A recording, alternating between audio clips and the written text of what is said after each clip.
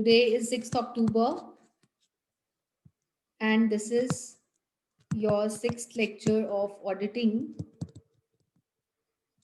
Last session में हम क्या डिस्कस कर रहे थे? That accountancy is a necessity whereas auditing is a luxury. हम इस बारे में डिस्कस कर रहे थे और इसमें मैंने आपको बोला था कि आप क्वेश्चन जो आंसर स्टार्ट करेंगे वो कैसे करेंगे. सबसे पहले आप नेसेसिटी का मतलब समझाएंगे, फिर आप लग्जरी का मीनिंग समझाएंगे, उसके बाद आप अकाउंटेंसी के एडवांटेजेस के पॉइंट्स बताएंगे जो हम कल डिस्कस कर चुके हैं, और फिर आप ऑडिटिंग के डिसएडवांटेजेस के पॉइंट्स बताएंगे. तो ऑडिटिंग के डिसएडवांटेजेस के पॉइंट्स हम आज डिस्कस करेंगे, उसके बाद हम कंक्लूड कर देंगे, कंक्लूजन निष्कर्ष पे पहुंचेंगे. सो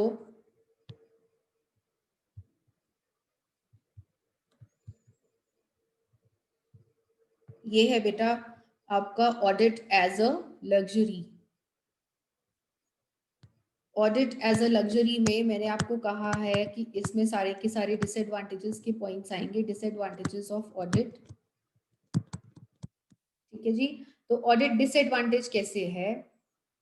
मिसयूज ऑफ मनी, पैसे को हम बर्बाद कर रहे हैं, ऐसा कह रहा है ये. अगर हम ऑडिट करवा रहे हैं तो हम पैसे को बर्बाद कर रहे हैं. क्यों? क्योंकि ऑडिट के लिए क्वालिफाइड चार्टर्ड अकाउंटेंट्स चाहिए, और जो चार्टर्ड अकाउंटेंट्स हैं उनकी जो फीस है वो काफ़ी ज़्यादा होती है, काफ़ी हाई रहती है, जो कि जो स्मॉल बिजनेसमैन हैं, छोटे छोटे जो बिजनेसमैन हैं, वो बियर नहीं कर सकते. इसीलिए कहा गया है, छोटे बिजनेसेस के लिए कहा गया है कि जो ऑडिट है वो मिस यूज ऑफ मनी है, पैसे की बर्बादी है. मिस यूज ऑफ एनर्जी, आप अपनी एनर्जी जो है वो बर्बाद कर रहे हैं. कैसे? जब ऑडिटर किसी भी बिजनेस का ऑडिट करने के लिए आता है तो जो उस ऑर्गेनाइजेशन के एम्प्लॉयज हैं वो ऑडिटर के आगे पीछे लगना पड़ता है उनको. जैसे कि ऑडिटर को वाउचर्स देने पड़ते हैं, ऑडिटर्स के लिए डेटर्स और क्रेडिटर्स की लिस्ट बनानी पड़ती है. तो इसमें क्या है कि जो आपके एम्प्लॉयज हैं ऑर्गेनाइजेशन के, उनकी जो एनर्जी है वो बहुत खराब होती है. उनको अपना जो काम है वो छोड़ के ऑडिटर के काम करने पड़ते हैं. वेस्टेज ऑफ टाइम, टाइम बहुत वेस्ट होता है, क्योंकि जो ऑडिटर इंस्ट्रक्शंस देगा एम्प्लॉयज को, उसके अकॉर्डिंगली सारी इंफॉर्मेशन, सारी एक्सप्लेनेशंस अरेंज करनी पड़ेंगी, जिसकी वजह से जो ऑर्गेनाइजेशन है उसके जो रूटीन काम है, उसके जो डे टू डे के काम हैं वो सफ़र करते हैं. और बहुत सारी चीज़ें ऐसी हैं जो ऑर्गेनाइजेशन को पोस्टपोन करनी पड़ती हैं ताकि जो ऑडिट है वो ठीक से हो जाए. तो टाइम बहुत खराब होता है ऑडिट करवाते हुए. Decrease in the efficiency of employees, जो एम्प्लॉयज हैं ऑर्गेनाइजेशन के, उनकी क्षमता जो है वो कम हो जाती है, क्योंकि अपना नॉर्मल काम छोड़कर उनको ऑडिटर के आगे पीछे लगना पड़ता है. इररेलिवेंसी ऑफ ऑडिट, इररेलिवेंट क्यों है? बेमतलब की चीज क्यों है ऑडिट? क्यों कहा जाता है कि जो ऑडिट है वो इररेलिवेंट है? क्योंकि ऑडिट करवाने के बावजूद भी जो फ्रॉड्स हैं, जो धोखाधड़ी है और जो एरर्स हैं, जो गलतियां होती हैं ऑर्गेनाइजेशन में, वो रहती हैं. जो ऑडिट है वो फ्रॉड और एरर को चेक नहीं करता, किसी हद तक चेक करता है, किसी हद तक चेक नहीं करता. तो जो ऑडिट है वो इररेलिवेंट हो जाता है, क्योंकि जो फ्रॉड्स और एरर्स हैं वो ऑडिट के बावजूद भी ऑर्गेनाइजेशन में रहते हैं. इसीलिए कहा जाता है कि जो ऑडिट है वो लग्जरी है. क्योंकि लग्जरी क्या है? मैंने लग्जरी का मतलब क्या समझाया था? Without which a person can stay alive, इसके बिना जिंदा रहा जा सकता है.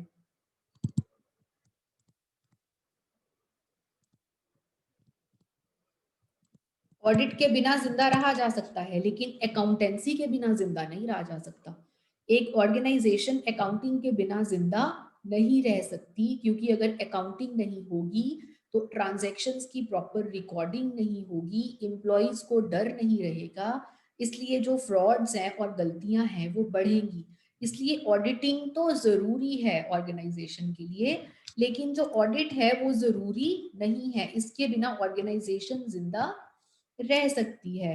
और ऑडिट और नेसेसिटी का मतलब, जो लग्जरी का मतलब मैंने और क्या समझाया था, एक और पॉइंट था इसमें लग्जरी में, कि इससे जो वर्किंग कैपेबिलिटी है वो इंक्रीज नहीं होती।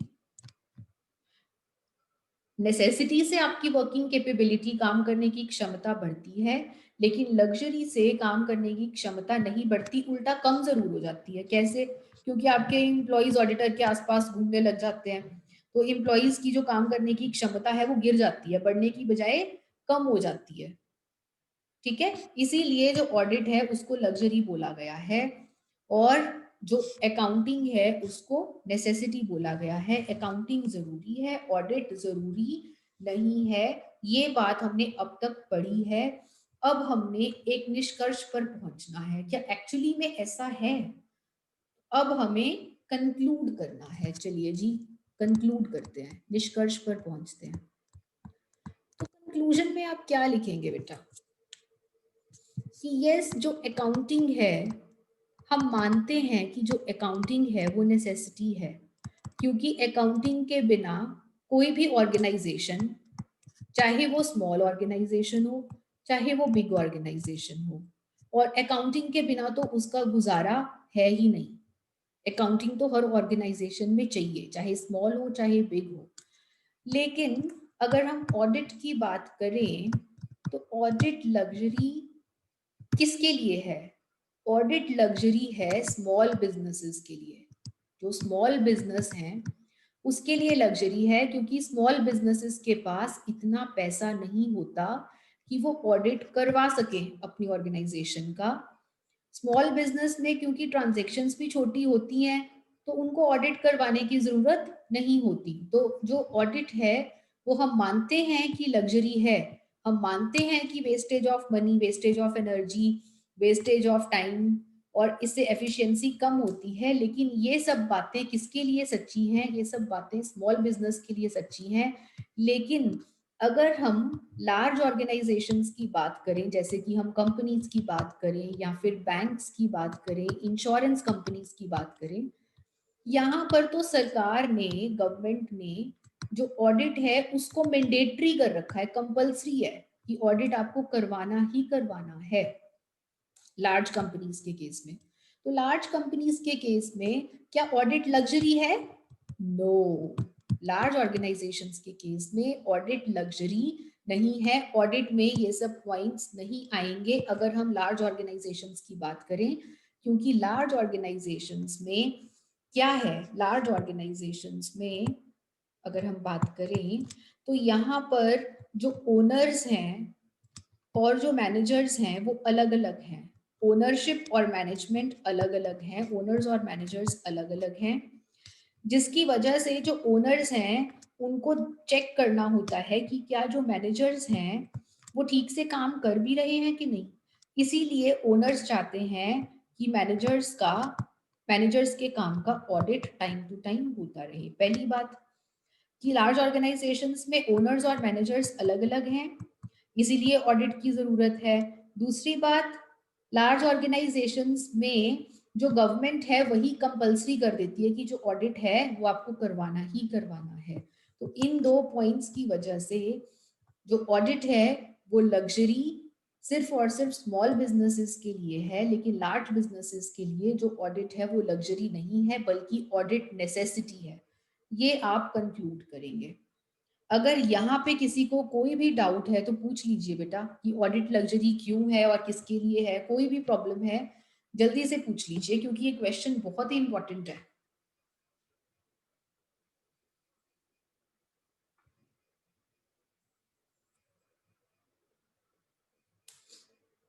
No problem at all. Ma'am last वाला बताना है जो सा ओनर और मैनेजर वाला है।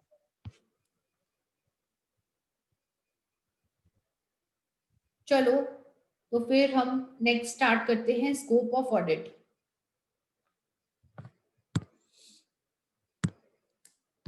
What is scope of audit? अब स्कोप ऑफ ऑडिट का मतलब है ऑडिट का दायरा।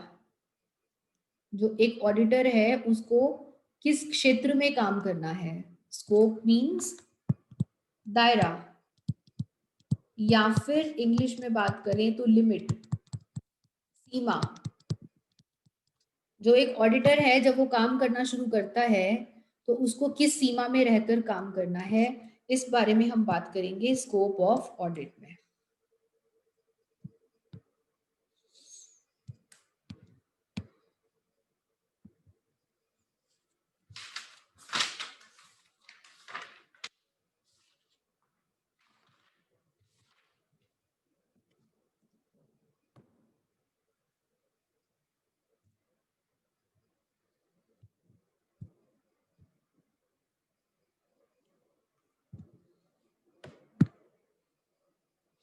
देखिए जी, नेक्स्ट टॉपिक है स्कोप ऑफ ऑडिट।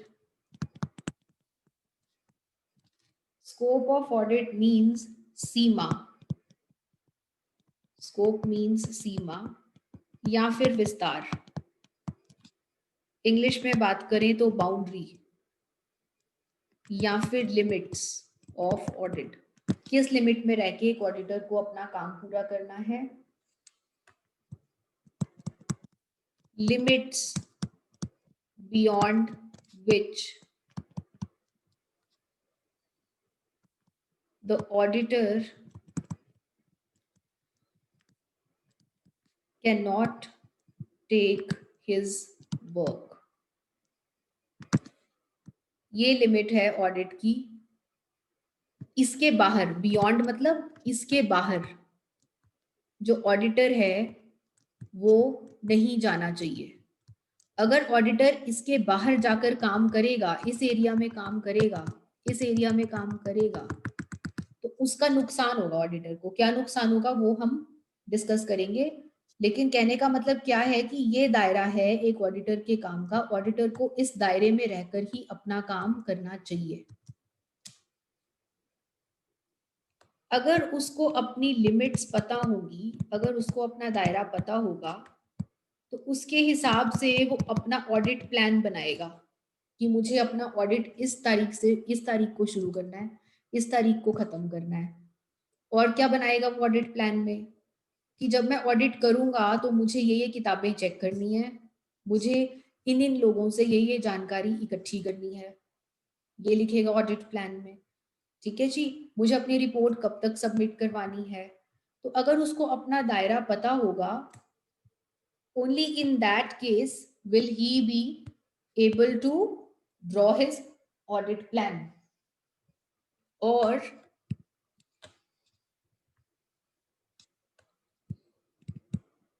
इसके अकॉर्डिंगली वो अपना स्कोप डिसाइड करेगा, अपनी इंटेलिजेंस, अपनी समझ और अपने अनुभव के हिसाब से। अपनी समझ और अपने अनुभव के हिसाब से फिर वो अपना स्कोप डिसाइड करेगा। अब देखिए, दो संभावनाएं हैं बेटा। There are two possibilities.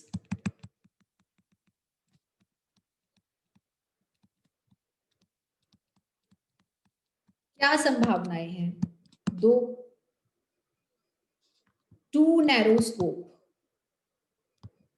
एक तो ये कि जो ऑडिटर है वो अपने काम का जो विस्तार है वो बहुत ही छोटा रखता है। मान लीजिए ये उसका एक्चुअल सीमा होनी चाहिए, लेकिन वो अपनी सीमा इतनी रखता है। सीमा उसकी इतनी होनी चाहिए थी तब उसका वर्क अच्छे से पूरा होता, लेकिन वो अपने लिए स्कोप सिर्फ इतना सा रखता है। अपना जो स्कोप है वो नैरो कर देता है, कम कर देता है। या फिर दूसरी पॉसिबिलिटी क्या है? Too wide scope. उसका एक्चुअल स्कोप ये है, ये वाला, ये होना चाहिए तभी उसका काम अच्छे से पूरा होगा। अगर वो इससे कम स्कोप में काम करेगा तो भी नुकसान है, और अगर वो इससे ज्यादा स्कोप में काम करेगा, ये देखो ये उसने स्कोप बढ़ा दिया अपना, अगर ये ज्यादा स्कोप में काम करेगा तो भी नुकसान है। तो उसको ना यहाँ पे काम करना है ना यहाँ पे काम करना है, उसको यहाँ पे काम करना है, तब फायदा है। अब अगर वो अपना स्कोप जो है वो नैरो कर दे, ये है आपका ए सर्कल, अगर अपना स्कोप नैरो कर दे, या फिर अगर वो अपना स्कोप वाइड कर दे, ये सी सर्कल है बाहर वाला, ठीक है, उसको काम कहाँ करना है, उसको काम करना है बी सर्कल में, यहाँ पे काम करना है, यहाँ बी में। लेकिन अगर वो अपना स्कोप कम कर दे, नैरो कर दे, तो क्या नुकसान है बेटा, अगर वो अपना स्कोप कम कर दे तो उससे क्या होगा, वो ऑडिट को कम टाइम दे पाएगा, जल्दी कम टाइम में अपना काम खत्म कर देगा, और कम टाइम का मतलब कम एफर्ट डालेगा, ज्यादा उसमें पुश नहीं, अपना दम नहीं लगाएगा, एफर्ट नहीं करेगा काम पूरा करने के लिए। और अगर वो अपना काम टाइम से पहले जल्दी और बिना एफर्ट के कर दे, तो इससे क्या होगा, उससे मिस्टेक्स की संभावना बढ़ जाएगी, उससे कोई ना कोई गलती हो जाएगी, डिफॉल्ट हो जाएगा। और अगर ऑडिटर से किसी तरह का की कोई चूक हो जाए, कोई अभाव रह जाए, कोई ना कोई कमी रह जाए अगर, तो उसके लिए उसको सजा मिलेगी, जो सरकार है वो उसको सजा देगी, कानून उसको सजा देगा। समझ में आ रहा है, ठीक है। तो उसको अपना जो स्कोप है वो कम नहीं करना है, लेकिन उसको अपना स्कोप बढ़ाना भी नहीं है। अब अगर वो अपना स्कोप बढ़ाता है, यहाँ पे आ जाता है, तो उसका क्या नुकसान है, अगर वो अपना स्कोप बढ़ाता है तो वो बेमतलब ही अपना टाइम वेस्ट कर रहा है,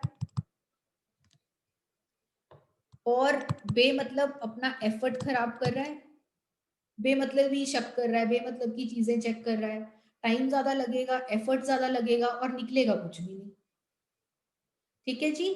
तो यहाँ पे waste of time and effort रहेगा, यहाँ सी सर्कल में, इसीलिए उसको यहाँ पे काम करना है बी सर्कल में, उसको अपना जो स्कोप है ना ही नैरो रखना है, ना ही उसको अपना स्कोप वाइड रखना है। ये है आपकी इंट्रोडक्शन स्कोप ऑफ ऑडिट की। What is scope of audit, scope of audit auditor के लिए एक बाउंड्री डिसाइड करता है, जिस बाउंड्री में रहकर ऑडिटर को अपना काम करना है। इस स्कोप के ना बाहर उसको जाना है, ना उस स्कोप से कम उसको जाना है। अगर उसको अपना स्कोप पता होगा तो वो उस हिसाब से अपना ऑडिट प्लान बनाएगा, अपनी इंटेलिजेंस और अपने एक्सपीरियंस के बेस पे वो ऑडिट प्लान बनाएगा। और अगर ऑडिट प्लान जो स्कोप डिसाइड करते हुए वो अपना स्कोप ज्यादा कम भी नहीं रख सकता और बढ़ा भी नहीं सकता, कम रखेगा तो गलतियां होने के चांसेस होंगे, और ज्यादा रखेगा तो वो अपना टाइम खराब कर रहा है, ठीक, ठीक है जी। So this is the scope of audit. ये तो आपकी इंट्रोडक्शन है। अब बुक में क्या है वो देखते हैं।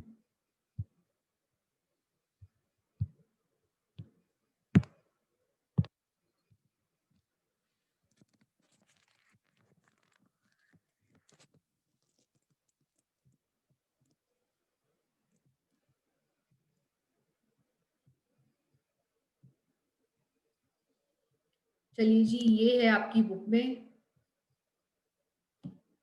आपको क्या करना है इसमें,